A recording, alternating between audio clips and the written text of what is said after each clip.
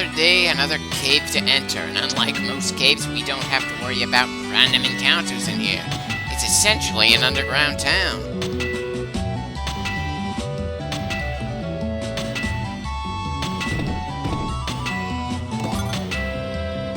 What? Were they using that just as a table since dwarves are so typically short?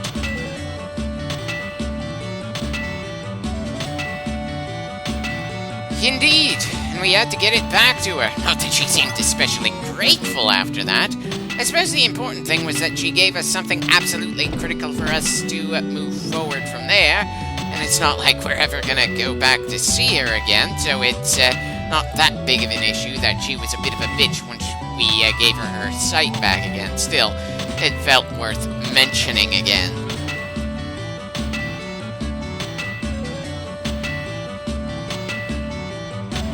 Not really sure why they are telling this to us now. I mean, we've been using armlets for people who can't equip the same quality of armor as Boromir for a while, but it really doesn't make up for the sheer amount of armor our fighter can wear compared to everyone else.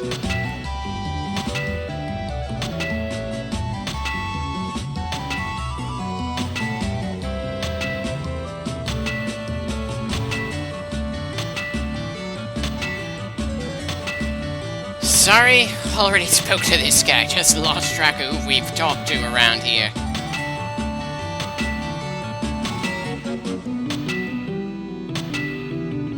No, I haven't gotten around to talking to him just yet. We've got plenty of people to talk to around here. Don't worry, we're going to deal with the decaying Earth soon enough.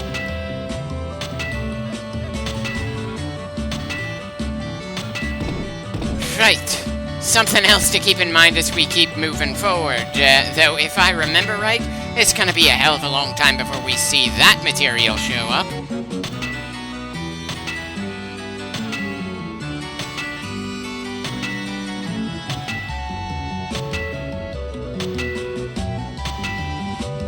Great. Now part of me can't help thinking that we should have seen the dust come out of the walls at the same beat as the hammer blows in the background. It's not a major thing, but it still would have been kinda nice.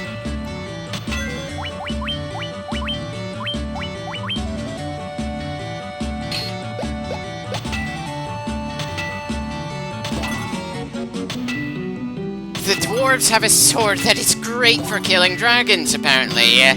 Oh dear, I do hope they aren't gonna need that later on.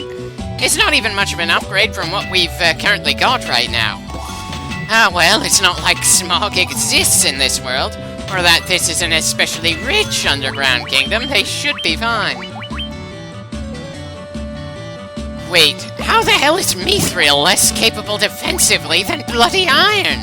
I'm sorry, but that just makes absolutely no sense to me whatsoever. Iron is a conventional metal, not even something that's been made into an alloy. Mithril is a fantasy mystical material that's supposedly a hell of a lot better than most of what people could conventionally make.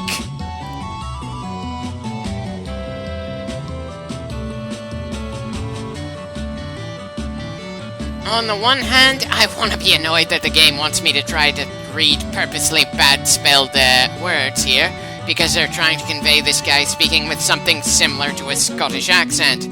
On the other hand, this game has very little in terms of character, and from what people say, I'm very likely to see more of the same if I try to do Final Fantasy III in the future.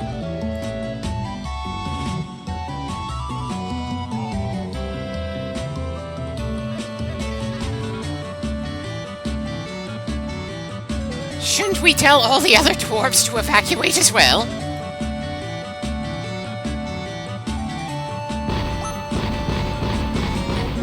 Well, that didn't take long.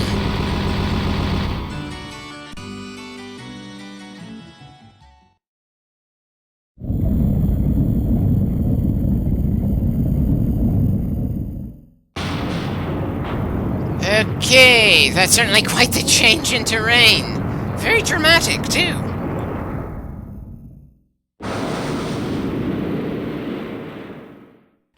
Wow. One of, if not the absolute first Japanese role-player games, and we have a moment where the world terrain is absolutely altered by something the player did. Whew. Really was not expecting that to happen. Bit of a shame that the explosion didn't actually do anything to the cave system it was set off inside of, but I'll take what I can get. That certainly felt more meaningful to me than that bridge that was built at the start of the game. Even with my issues about how long nitro powder probably could be stored and various other things, this was a nice moment here. Now let's get moving back to the ship so we can actually travel to the new locations we've unlocked.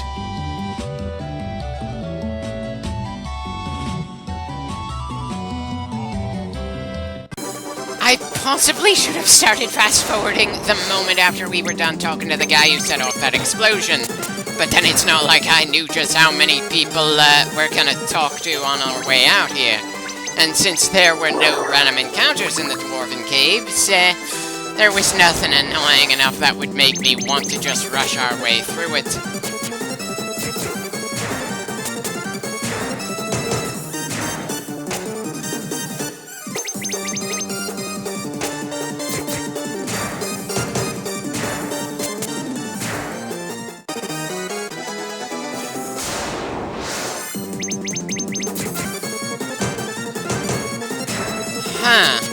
Morn is hitting a lot harder than I would have thought at this point. If anything, it's Wesker's melee attack that's been lagging behind quite a bit. While they're both mages, I'm just surprised that the hammers do more damage than the knives that Wesker is limited to. Hell, why do the medics get the hammers, and the far more offensively focused mages are stuck with scalpels? Kinda surprised this town doesn't have a more depressing tune in the background to go with the sheer number of graves in it. Hell, considering the walls around town, I'm amazed they had enough stone for all these grave markers.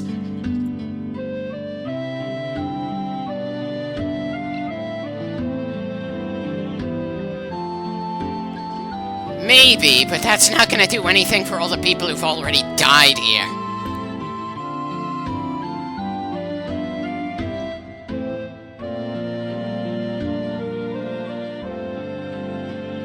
Just because he knows a lot doesn't mean he's going to convey all that much to us. And considering how things have gone so far in this game, I doubt we're going to get anywhere near enough from any given character to warrant anyone giving us a good long monologue explaining things.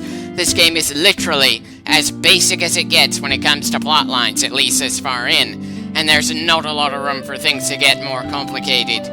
You are the hero. The world is in danger. Go save it. And here are a bunch of locations to go to in order to save it. It certainly works, and it's the foundation for pretty much any role-player game out there, regardless of where it was made or what style of action it has. Still, I'm already looking forward to skipping ahead to Final Fantasy IV as soon as I'm done with this one. Every time I've tried to, while I can respect the story to a degree, I just can't get over how the leveling system works and how completely unintuitive it feels.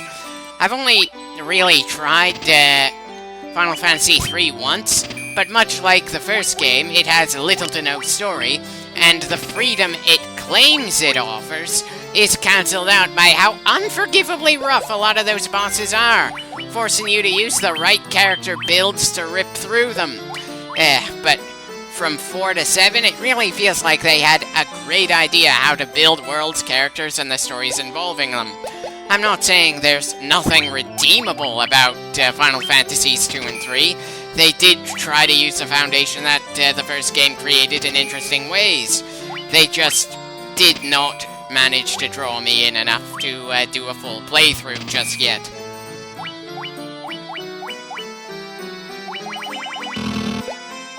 Well, I've done a good job of dealing with the absurd amount of crap in our inventory at this point, and it doesn't look like this story is really gonna add to that. I probably should be more worried about losing 5 points in accuracy by equipping this thing. But it's hard to really say during a battle just how much each little stat point matters in each category. For our main physical fighter, excuse me for being more concerned about the damage points and defense points when equipping him than anything else. Though I really wish that the stores would actually show how much each thing we're buying improves this or that stat, instead of having us have to spend the money, then enter our inventory to see just how it compares to what we've currently got. It's also hard not to feel like an ass for taking the worm killer from the dwarf town, and then immediately selling it the next time we visit a town with a weapons shop. I know in my head that the dwarf town in this game isn't gonna run into any kind of trouble, just like Cornelia and Provoca are gonna be safe now that we're pretty much done with them. It's just one of those little things that probably is gonna nag at me for the rest of the game.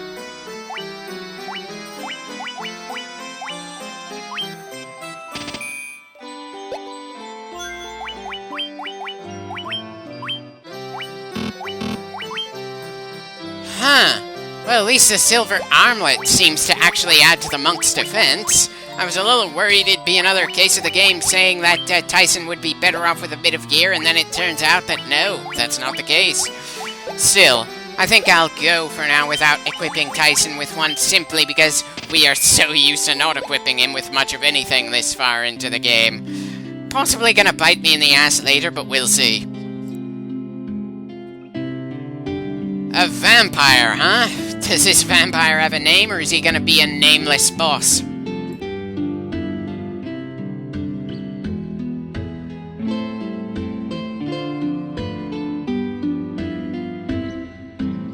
Don't worry, I'm pretty used to fighting through barren wastelands. Not that this game is likely to do anything to make the wastelands feel especially dangerous outside of just making the random encounters more dangerous as we go across them.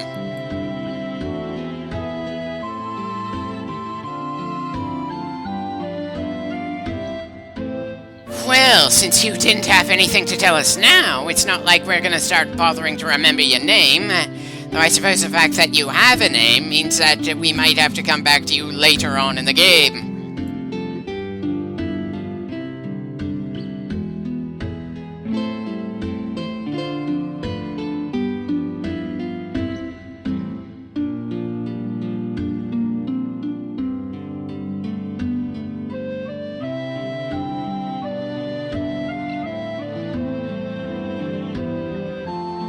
When he destroyed the church, did he say anything about avenging his wife or something? Or did he just do it for shits and giggles? Not that it really matters, we're gonna have to kill him anyway. I just wish I could give more of a damn about fighting our next major monster, outside of just that is our next major obstacle on our way to the ending. But again, this is a very old game. It's hard to feel all that annoyed with the storytelling when this was made before stories in games were especially expected.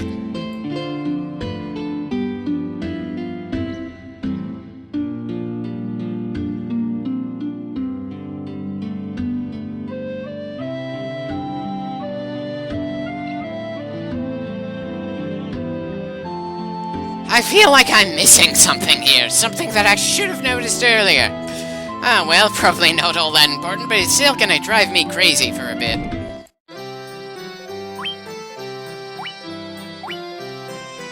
Okay, that's some very expensive magic. Are the Black Mage's new spells less expensive? Because we really don't have all that much to work with right now, and I'm not sure I'm gonna do any explicit grinding for cash, or if we're gonna go try to work our way to the vampire and then come back here once we've gotten that particular task completed. Ah, well, seems that we aren't gonna gain much of anything around here at this point. At least we know the approximate direction we have to go for the next major story beat. Assuming story beat is the right phrase to use around here. You kinda need an actual cast to have a story of some kind.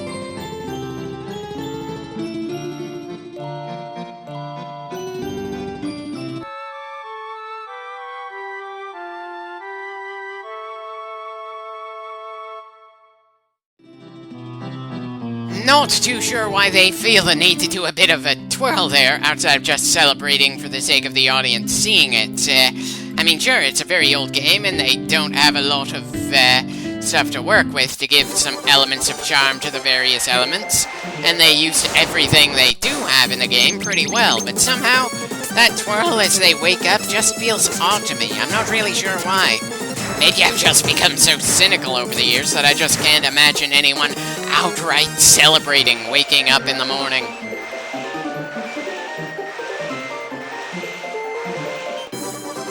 Bit odd that I had to go all the way back to Cornelia, the first town in the game, to get to an item shop. I kind of assumed that any town that has an inn we could sleep in would also have an item shop to replenish our supplies.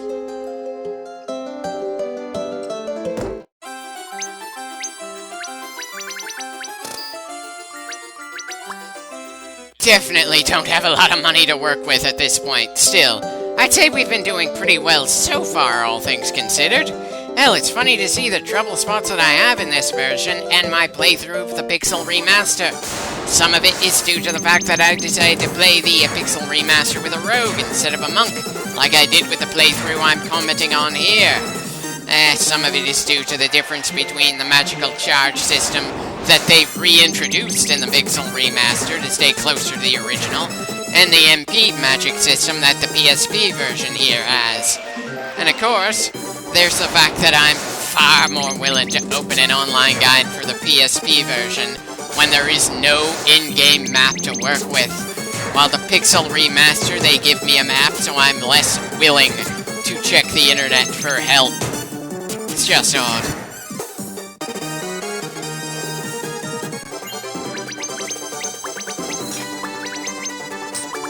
We're certainly getting close to the point where Tyson isn't going to want to bother with nunchucks anymore.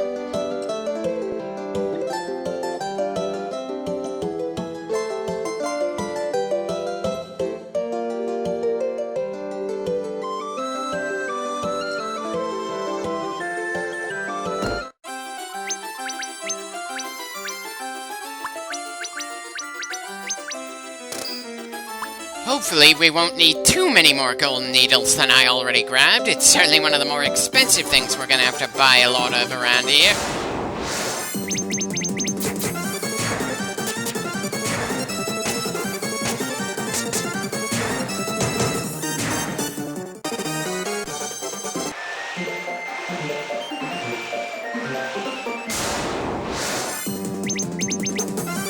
That's a lot of fish, man. Kind of wish I could feel intimidated by them, really. But no, I'm just checking the clock and figure that we're gonna finish this clip off soon enough.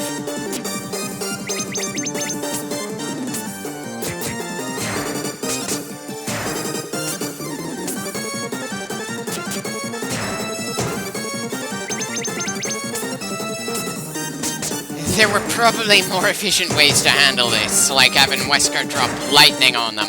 But it's not like we really felt any sense of danger there.